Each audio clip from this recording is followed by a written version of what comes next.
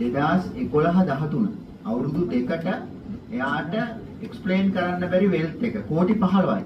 දවස් අවුරුදු දෙකට. ඒක අපි හදන විදියක් තියෙනවා. එයාගේ නෝන් ඉන්කම් එයාට ආපු විදිය අරය දුන්නු ඒවා මේවා දුන්නු ඒවා ඔක්කොම අයින් කරලා.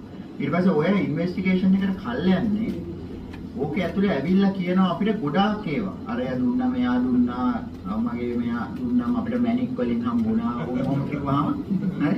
ඒ මැනික් කියනවා තමයි ලොකුම ඩිෆෙන්ස් එක. එතකොට ඒ වගේම අපි හොයන්න ඕනේ. මොකද අපි උසාවියට පෙන්නන්න ඕනේ මේවා මෙයාගේ නෝන් ඉන්කම් එක නෙවෙයි කියලා. හරි. එතකොට ඒ ඉන්වෙස්ටිගේෂන් සෑහෙන්න කල් යනවා.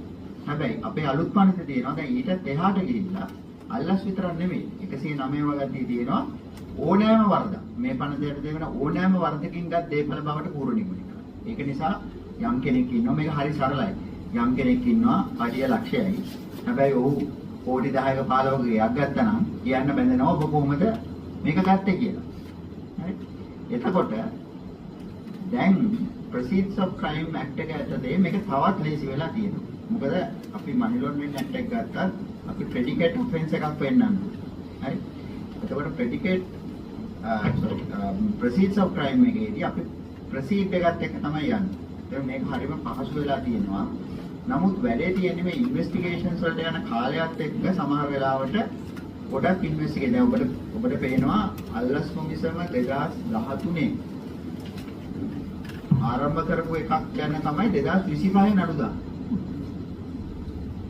2025. හැබැයි ඒ ડોකියුමන්ට්ස් වල එක්කනම් ඒක මගේ මේ කරගාවට විතර උස ડોකියුමන්ට්ස් ගොඩක් තියෙනවා ඒ නඩුවේ ප්‍රොඩක්ෂන් එකේ. එයා කියන හැම එකක්ම ඉන්වෙස්ටිගේට් කරන්න ඕනේ. එයාට ඒක ආපු විදිය නෙවෙයි කියලා. ඉතින් එහෙම කටුවක් තියෙනවා. හැබැයි සමහර ඒවා හරි ලේසි. මම උදාහරණයක් විදියට අපි ලක්ෂ 41ක් වාගත්තේ ඒ කියන්නේ එයාට හැම කරගත්ත හැටි කියන්න බෑ. ඒක බ්‍රයිබ් වලින් එයාට කියන එක තමයි මේව කරන්නේ. අපිට ඒක හරි ලේසි. ඒක විතරයි. ඒක නිසා දැන් අතරම ඊට කලින් එහෙම දේවල් කරලා තිබුණෙත් නැහැ. පැමිණිල්ලකට අනුව මේව කරන්නේ. නමුත් මේක අපිට ආපු ඉන්ෆර්මේෂන් එකක් ඇතුලේ අපි ගිහිල්ලා ගත්තා. ඒ නිසා ඔය කියන ආයතන වල කියනවා නම් අපිට ඉන්ෆර්මේෂන් එකක් ආවොත් අපිට ඒක කරන්න පුළුවන්. කිසිම ප්‍රශ්නයක් නෑ. අපිට ඒ සඳහා සියලුම බලය තියෙනවා. ඒකට දාන්න නඩුවකුත් තියෙනවා. ඒ නිසා ඒව හෙලිසරව කිරීම කරන්න කියන තමයි කියන්නේ.